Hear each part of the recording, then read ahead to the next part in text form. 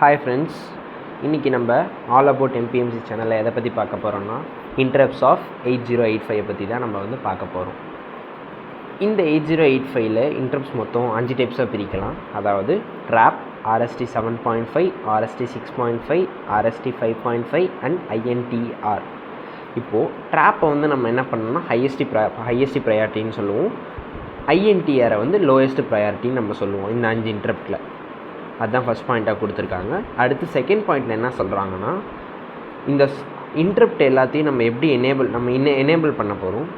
எப்படி எனேபிள் பண்ணுறோன்னா, ஒரு சாஃப்ட்வேர், அந்த சாஃப்ட்வேருக்கு நம்ம எல்லா சாஃப்ட்வேர்லையும் நமக்கு வந்து ஒரு இன்ஸ்ட்ரக்ஷன் கொடுத்தா தான் அந்த சாஃப்ட்வேர் வந்து வேலை செய்ய ஆரம்பிக்கும். அது மாதிரி இந்த சாஃப்ட்வேருக்கு நம்ம ஒரு இன்ஸ்ட்ரக்ஷனை கொடுக்க போகிறோம். அந்த இன்ஸ்ட்ரக்ஷன் பேர் தான் EI, எனேபிள் இன்டரப்ட். இந்த இன்ஸ்ட்ரக்ஷன் என்ன பண்ணுதுன்னா, ஒரு ஃப்ளிப் ஃப்ளாப்பை எனேபிள் பண்ணி நம்ம இன்டரப்டை வந்து எனேபிள் பண்ண வைக்குது. ஓகேவா? அதாவது இந்த இன்ஸ்ட்ரக்ஷன் EI வந்து ஒரு ஃப்ளிப் ஃப்ளாப்பை செட் பண்ணி அந்த ஃப்ளிப் ஃப்ளாப் மூலயமா நமக்கு இன்டரப்டை எனேபிள் பண்ணுது. EI வந்து எனேபிள் இன்டரப்ட்னா, DI வந்து டிசேபிள் இன்டரப்ட். ஓகேவா? இப்போது எப்படி எனேபிள் ஆகுது, எப்படி டிசேபிள் ஆகுதுன்னு நான் உங்களுக்கு சொல்லியாச்சு. இப்போது ஒரு இன்டரப்ட் லைனு ஹையாக போய்கிட்டு இருக்கு.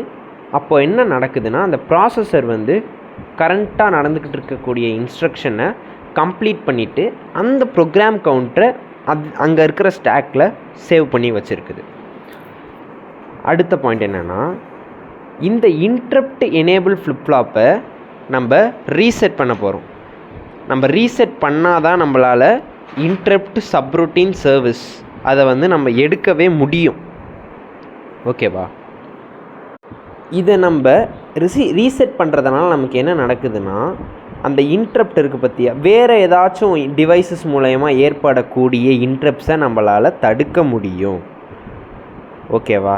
அடுத்து ட்ராப்பை தவிர நம்மளால் எல்லா இன்டரப்ட்ஸையுமே டிசேபிள் பண்ண முடியும், ரீசெட் பண்ண முடியும். அதாவது டிசேபிளும் பண்ண முடியும், எனேபிளும் பண்ண முடியும் ஃப்ளிப் ஃப்ளாப்பை வச்சு. ஏன் ட்ராப்பை மட்டும் அந்த மாதிரி பண்ண முடியாதுன்னு நான் கீழே வரும்போது சொல்கிறேன். அடுத்து before the program returns back from ISS, அதாவது அந்த சர்வீஸ் முடிச்சுட்டு நீ மெயின் ப்ரோக்ராமுக்கு வர்றதுக்கு முன்னாடி நீ ஃபஸ்ட்டு என்ன பண்ணியிருப்பீங்க, ISS எடுக்கிறதுக்கு முன்னாடி நீங்கள் என்ன பண்ணியிருப்பீங்கன்னா ரீசெட் பண்ணிவிட்டு எடுத்திருப்பீங்க. இப்போ திருப்பி மெயின் ப்ரோக்ராம் உள்ளே போடுறதுக்கு முன்னாடி நீங்கள் எனேபிள் பண்ணிவிட்டு தான் அந்த மெயின் ப்ரோக்ராம் உள்ளே போட போகிறீங்க. ஓகேவா? அடுத்துட்டு எந்தெந்த இன்டரப்ட்லாம் நம்மளால் மார்க்டு ஆஃப், அதாவது இன்எஃபெக்டிவாக மாற்ற முடியுமோ அதுக்கு பேர்லாம் மாஸ்கபிள் இன்டரப்ட். இந்த மாஸ்கிங் எப்படி பண்ணுறாங்கன்னு கேட்டேன்னா, ஒரு சாஃப்ட்வேர் மூலயமா தான் நம்ம வந்து பண்ணுறோம். ஓகேவா? இந்த இன்டெல் 8085 மைக்ரோ ப்ராசஸரில் 2 வகையான இன்டரப்ட் இருக்குது. ஒன்று மாஸ்கபிள் இன்டரப்ட், இன்னொன்று நான் மாஸ்கபிள் இன்டரப்ட். இந்த ட்ராப்புன்றது வந்து ஒரு நான் மாஸ்கபிள் இன்டரப்ட். அதாவது அதால் எனேபிளும் பண்ண முடியாது, அதால் டிசேபிளும் பண்ண முடியாது. அது எப்போ ஆக்சசிபிள்னால், ஒரு யூஸர் வந்து ஒரு எமர்ஜென்சி சுச்சுவேஷன், அதாவது ஒரு பவர் ஃபெயிலியர் இல்லை எனர்ஜி ஷட் ஆஃப், இந்த மாதிரி டயத்தில் மட்டும்தான் அதை வந்து யூஸ் பண்ண முடியும். இதையே RST 7.5, RST 6.5 அண்ட் RST 5.5 எல்லாமே மாஸ்கபிள் இன்டரப்ட்.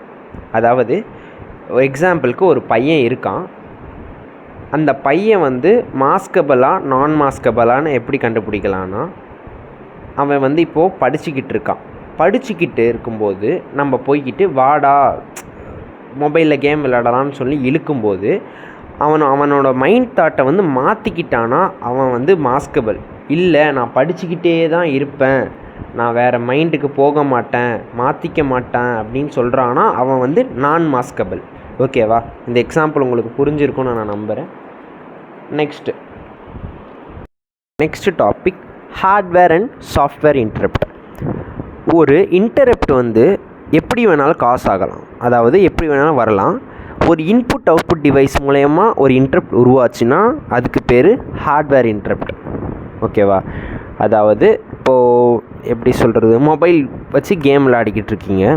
அந்த கேம் விளையாண்டுட்டு இருக்கும்போது சார்ஜிங் போடுறீங்க. சார்ஜ் போடும்போது ஒரு நோட்டிஃபிகேஷன் மாதிரி வருதா, அதுதான் வந்து இன்டரப்ட். அதாவது இன்புட் அவுட்புட் டிவைஸாக நீங்கள் வந்து சார்ஜர் எடுத்துக்கோங்க. அந்த சார்ஜர் இன்புட் அவுட்புட் டிவைஸ் தான் வந்து உனக்கு அந்த இன்டரப்ட்டை கேம் விளையாடும்போது அந்த இன்டரப்ட்டை வந்து தடுக்குது, அந்த நோட்டிஃபிகேஷன் வந்து தடுக்குது. இதுக்கு பேர் தான் நம்ம என்ன பண்ணோம், ஹார்ட்வேர் இன்டரப்ட்னு சொல்கிறோம். இதுவே சாஃப்ட்வேர் இன்டரப்ட்னா மைக்ரோ ப்ராசஸர் நார்மலாக அது பாட்டுக்கு அது வேலையை பார்த்துக்கிட்டே இருக்கும். நீ வந்து அப்நார்மலாக ஏதாச்சும் உள்ள இன்டர்னலாக ஏதாச்சும் அப்நார்மல் கண்டிஷன் போயிடுச்சுனாலோ இல்லைனா நீ வேறு ஏதாவது ஸ்பெஷலாக ஒரு இன்ஸ்ட்ரக்ஷனை கொடுக்கறதுனாலோ அந்த மைக்ரோ ப்ராசஸர் வந்து மிஸ்பிஹேவ் பண்ணும். அது மாதிரி மிஸ்பிஹேவ் பண்ணும்போது ஏற்படுற அந்த இன்ஸ்ட்ரக்ஷனால் மிஸ்பிஹேவ் ஆகுதுல, அந்த இன்ஸ்ட்ரக்ஷன் எல்லாமே வந்து இன்டரப்ட்ஸ்ன்னு சொல்கிறோம் நம்ம. ஓகேவா?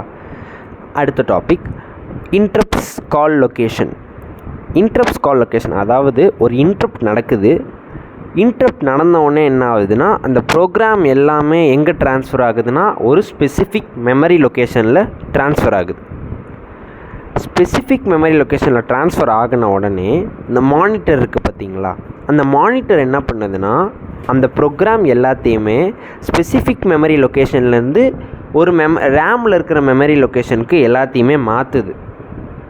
அப்படி மாற்றுறது மூலயமா நமக்கு என்ன பயன்னு பார்த்தீங்கன்னா அந்த இடத்துல வந்து நம்மளால் அந்த யூசர் இருக்காங்க பார்த்தீங்களா, அந்த ப்ரோக்ராம் யூசர் வந்து அவங்க வந்து இன்டரப்ட் சர்வீஸ் சப்ரூட்டின் அதை வந்து எடிட் பண்ணிக்கலாம், அதாவது நம்ம வந்து ரைட் பண்ணிக்கலாம். அடுத்து ட்ராப் RST 7.5 6.5 5.5 எல்லாமே ஆட்டோமேட்டிக்காகவே ட்ரான்ஸ்ஃபர் ஆகிக்கும். அதாவது ஸ்பெசிஃபிக் மெமரி லொக்கேஷன் எல்லாமே வந்து ஆட்டோமேட்டிக்காக ட்ரான்ஸ்ஃபர் ஆகிக்கும். எப்படி எக்ஸ்டர்னலாக ஹார்ட்வேர் நீ எதுவுமே யூஸ் பண்ண வேணாம், தானாகவே அது எப்போ தேவையோ அப்போ ட்ரான்ஸ்ஃபர் ஆகிக்கும். அதோட மெமரி லொக்கேஷன்ஸ்லாம் கீழே பாக்ஸில் கொடுத்துருக்காங்க, அதை பார்த்துக்கோங்க. அடுத்து INTR கால் லொக்கேஷன், இந்த பாக்ஸை பார்த்துக்கோங்க. இது கொஞ்சம் ஈஸி தான். RST 0 1 2 3 லைனாக போடுங்க. அடுத்து CC 2 time, DD 2 time, EE 2 time, FF 2 time. அடுத்து 7F 7F 7F எக்ஸா கோடே பார்த்துட்டு வாங்க. அடுத்து கால் லொக்கேஷன்ஸில் 0 8 10 18 20 28 இந்த மாதிரி ஞாபகம் வச்சுக்கோங்க. அடுத்து நம்ம ஏற்கனவே பார்த்துருக்கோம், அந்த இன்டரப்ட் லைன் வந்து ஹை ஆச்சுன்னா அந்த இடத்துல வந்து ப்ரோக்ராம் கவுண்டர் வந்து சேவ் ஆகும் அந்த ஸ்டாக்கில். அதே தான் இங்கே கொண்டு வராங்க. அந்த இன்டரப்ட் INTR ஹை ஆச்சுன்னா அந்த மைக்ரோ ப்ராசஸர் வந்து அந்த ப்ரோக்ராம் கவுண்டரில் இருக்கிற கண்டென்ட் எல்லாத்தையும் எடுத்துகிட்டு போயிட்டு அந்த ஸ்டாக்கில் வச்சுருது, சேவ் பண்ணிடுறாங்க. அந்த ஸ்டாக்கில் சேவ் பண்ணுறதுக்கப்புறம் அது வந்து ஒரு இன்டரப்ட் சிக்னலை ஒரு எக்ஸ்டர்னல் ஹார்ட்வேருக்கு சென்ட் பண்ணுது. எப்படி சேவ் பண்ணுறாங்க, சேவ் பண்ண பிறகு ஒரு இன்டரப்ட் சிக்னல் வந்து போய் ஒரு எக்ஸ்டர்னல் ஹார்ட்வேரில் ஸ்டோர் ஆகுது. ஸ்டோர் ஆகிற கோடை வந்து மைக்ரோ ப்ராசஸர் ரிசீவ் பண்ண பிறகு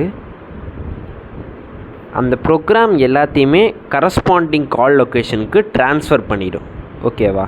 இதன் மூலயமா நமக்கு 8 நம்பர் ஆஃப் இன்புட் டிவைசஸ் வரைக்கும் நம்மளால் கனெக்ட் பண்ண முடியும் INTRக்கு. எப்படி? எதன் மூலயமா? ஒரு எக்ஸ்டர்னல் ஹார்ட்வேரை வச்சு 8 இன்புட் அவுட்புட் டிவைஸஸை நம்ம INTRக்கு நம்மளால் கனெக்ட் பண்ண முடியும் அப்படின்னு சொல்கிறாங்க. நெக்ஸ்ட்டு RST 7.5 6.5 5.5 இது எல்லாமே நம்ம ஏற்கனவே பார்த்தபடி இது எல்லாமே மாஸ்கபிள் இன்டரப்ட்ஸு. இந்த இன்டரப்ட்லாம் நம்ம எப்படி எனேபிள் பண்ணுவோம், EIன்னு ஏற்கனவே பார்த்துட்டோம். எனேபிள் இன்டரப்ட் இங்கே இன்னொரு டேர்மும் புதுசாக கொண்டு வராங்க, அதாவது SIM செட் இன்டரப்ட் மாஸ்க். நம்ம ஏற்கனவே பார்த்தது என்னது, EI எனேபிள் இன்டரப்ட். எனேபிள்னால் என்ன, எனேபிள் மட்டும்தான் பண்ணும். ஆனால் செட் இன்டரப்ட் மாஸ்க்ன்றது எனேபிளும் பண்ணும் டிசேபிளும் பண்ணும். ஓகேவா? இப்போது ஒரு இன்ஸ்ட்ரக்ஷன் நடந்துக்கிட்டே இருக்குது, எக்ஸிக்யூஷன் நடந்துக்கிட்டு இருக்குது. அப்போது அந்த SIM என்ன பண்ணுன்னா ஒன்று எனேபிள் பண்ணும் இல்லை டிசேபிள் பண்ணும். எதை பொறுத்துனா அந்த அக்குமுலேட்டரில் இருக்கிற பிட் பேட்டர்னை பொறுத்து அதை எனேபிள் பண்ணணுமா இல்லை டிசேபிள் பண்ணணுமான்றதை அதுவே தீர்மானிச்சுக்கும். ஓகேவா? இப்போது ஒரு பிட்டை வந்து 1ன்னு நீங்கள் செட் பண்ணிங்கன்னா அதோட கரஸ்பாண்டிங் இன்டரப்ட் வந்து டிசேபிளாக இருக்கும்.